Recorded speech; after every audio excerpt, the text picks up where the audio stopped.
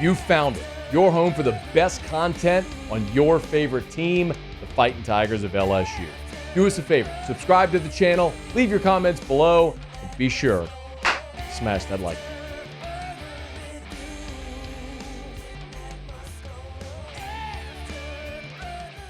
We, of course, spent the majority of the last 48 hours talking about previewing and celebrating LSU's national championship. While that was going on, however, LSU football lost a couple of commitments, both of them in the secondary for the class of 2024. First up was Zion Ferguson.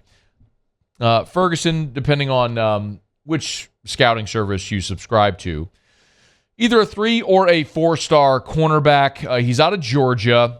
Had been committed to LSU since last September. So for almost a year, he's been committed to LSU. 6 foot, 165-pounder.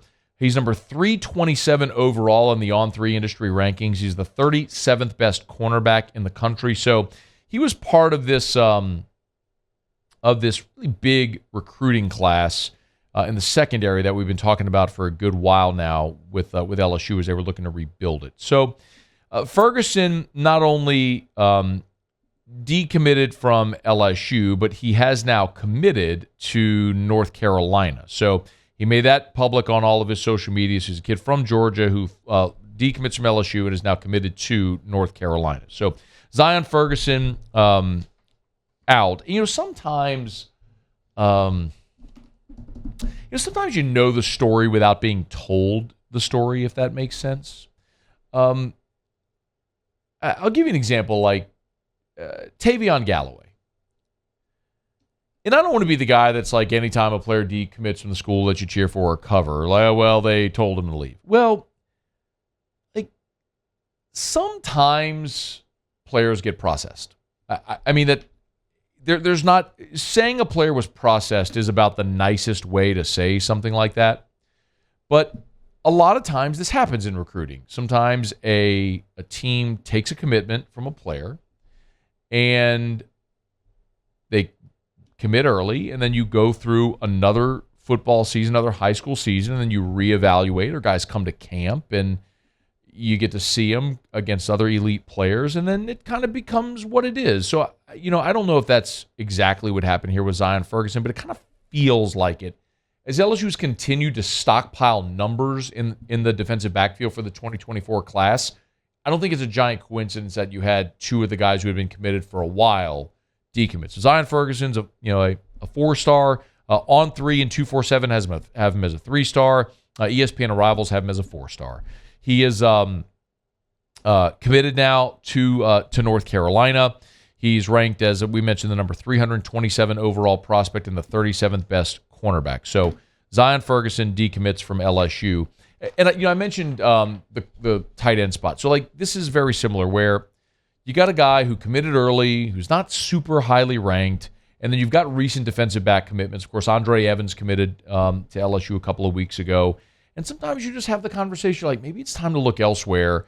So I would much rather a coach tell a recruit, hey, go look elsewhere now, instead of waiting till signing day, and then maybe some classes are full and you don't have as many options. So I'd rather that process happen now than in December. I think this happened with Tavion Galloway, the tight end, who had been committed to LSU for a year now. Well, LSU go and they take a commitment from Trey'Dez Green, and they got a JUCO commitment from Connor Gilbreth, who's eligible now for 2023. So all of a sudden, LSU's tight end class and their numbers are really big, and you look and you go, hey, kid, maybe it's a good thing. If you want to look around, that might be a good thing. So I think that's kind of part of what happened here. Zion Ferguson's the cornerback, and the other is Maurice Williams out of the Houston area at Shadow Creek. Shadow Creek is actually in Pearland. I know that because I know some folks that live in Shadow Creek, which is a beautiful development. They have a Shadow Creek High School in there, beautiful homes. It's a great little spot in Pearland. But anyway, Maurice Williams announced on his social media that he had 2 decommitted from LSU. And what we learned a short time after that is that he flipped to the University of Houston. So a guy from the Houston area is staying home, and he's going to go play for Houston. He announced that he was committed on on his social media a short time after decommitting from LSU. So there's a lot of reasons why that may make sense. And look, honestly, he did pass on some other big offers. Not only is LSU, who he had been committed to, but Auburn had offered, Arkansas had offered, Arizona State had offered. So, look, Tillman Fertitta's got a boatload of cash, and he's a University of Houston alum and has given a lot of money to that university and those athletic departments. And maybe it was something where they were able to make it make sense for Maurice Williams to stay home there at Houston and play for the Cougars. So, if you're just looking at the profile for Maurice Williams, we'll run through that real quickly, and I'll give you some more perspective on how the LSU secondary is shaping up. But he is a consensus 4-star, which, again, is why this one's a little more odd. On 3, 247, ESPN Rivals, they all have him as a 4-star. He's ranked as the number 118 overall prospect in the country and the 6th best safety. So while I think it's safe to say that Zion Ferguson might have kind of been processed, I'm not so sure that's exactly what happened with Maurice Williams. That's probably one you would have liked to have held on to. Now, even still, I can look at LSU's roster for next year in the secondary and kind of see how this is shaping up a little bit. At safety, you're probably going to have a big need. And remember, LSU did get a commitment from Joel Evans a week ago. But at safety next year, look, Andre Sam is the graduate that you just added, right? From who we know his stories. Played at McNeese, went to Marshall, just committed to transfer to Tulane before ever playing at Tulane. Now he's transferring to LSU. But he's in his last year of eligibility. So Andre Sam, we'll see what you get out of Sam this year, but this is his only year of eligibility. Greg Brooks is done after this year as well. Major Burns could very well choose after this season to go pro. And then you look at the rest of the safety room, you got a lot of numbers there of guys that haven't played a ton. Matthew Langlois is a redshirt sophomore, third year. He's battled injuries. Sage Ryan, same thing, a redshirt sophomore. What does this year look like for him? Jordan Allen's a redshirt freshman. You brought in Ryan Yates and Kylan Jackson, who were freshmen this year. So with a lot of numbers at safety, do some of those guys transfer out? So I guess you could look at that safety room and go, you got a lot of numbers there. You're going to lose Sam and Brooks, maybe Burns, and you might have transfers as well. Cornerback, though, is one of those positions where, man, you look around at cornerback, and that LSU room looks pretty set up for not only this year, but for next year as well. I look at the cornerback room, and you have no seniors in your cornerback room, by the way. There are no seniors. You got 2 juniors in Deuce Chestnut and Zy Alexander. So both could return for 2024 as well. Chestnut's the Syracuse transfer, and Alexander's the transfer who's the FCS All-American at Southeastern. Both of those guys could come back for senior years.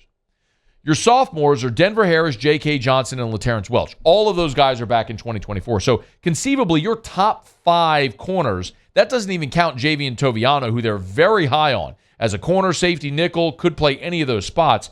So really, your top 6 guys will all still have eligibility after this season, and only Chestnut and Alexander are draft eligible after this season. So you're going to be really loaded up at cornerback. And then on top of that, when you look at the commitments in this class, in particular in the secondary, the second highest ranked commitment you have is Deshaun McBride, the safety out of Denham Spring. So you're good at bringing in one of your top safety, one of the top guys in your class is a safety in Deshaun McBride. We mentioned Andre Evans as well. Please take this ball. You mentioned Andre Evans as well, who is the 4th highest rated prospect in this class, and he's a cornerback.